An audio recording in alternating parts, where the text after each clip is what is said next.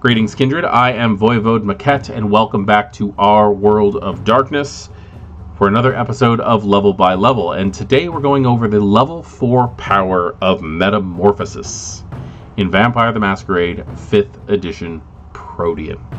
This power has a prerequisite. You have to know shape change before you can take Metamorphosis, because you're literally buying a second shape at this point. You're buying shape change again, but you're not limited to the same size restrictions you were for the first power. The book states this power gains an additional animal form to the user, this time also enabling them to change their size. Vampires most commonly metamorphose into bats, rats, or unusually large insects or snakes. So I think the snake thing was pretty much already covered pretty well in shape change. But I do love the idea of, like, wasps, you know? Because you are typically barred, at least in older versions, you're typically barred from anything that's not either a carnivore, a hunter, or scavenger type animal. And large insects, such as spiders, I know those are arachnids, not insects. I actually worked with animals for a very long time, so I'm well acquainted. Large wasps and things like that, like murder hornets, man, that was a huge thing last year, and your vampire could very well turn into the one. Now, does that mean that your vampire has been going around catching these bugs and draining them?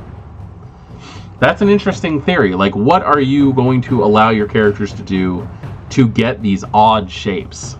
I do know that there is a type of deer in England that is known to kill chickens and eat them. I've seen the videos.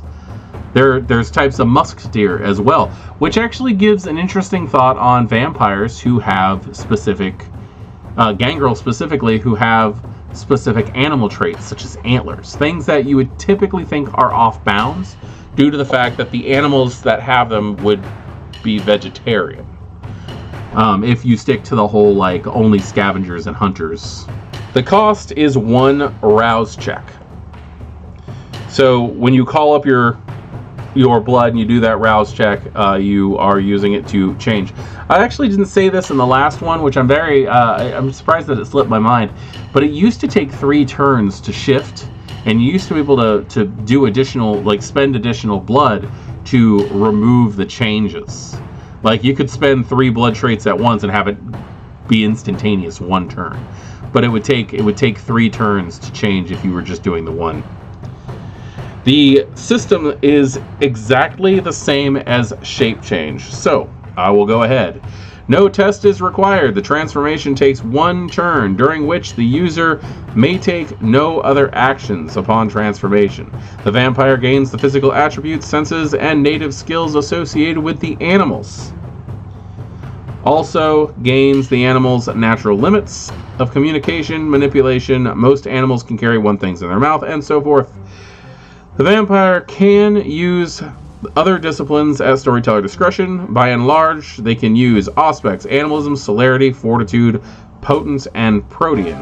Many powers of Dominate, Obfuscate, and Presence pose problems. Blood Sorcery is completely off the table. So, exact same thing as Shape Change. The duration is 1 scene, unless ended voluntarily before that. So, that is your Metamorphosis. You're basically gaining an additional shape change that is not limited to size. I am Voivode Maquette. This is our World of Darkness and Level by Level, where we're going over Protean. And right now we just went over Metamorphosis. Tell me, is this a waste of a power because it's the same thing? Or do you find that having the ability to take 2 animal shapes is very much worth it? Because I've always been a fan of the fight and flight forms. Class dismissed.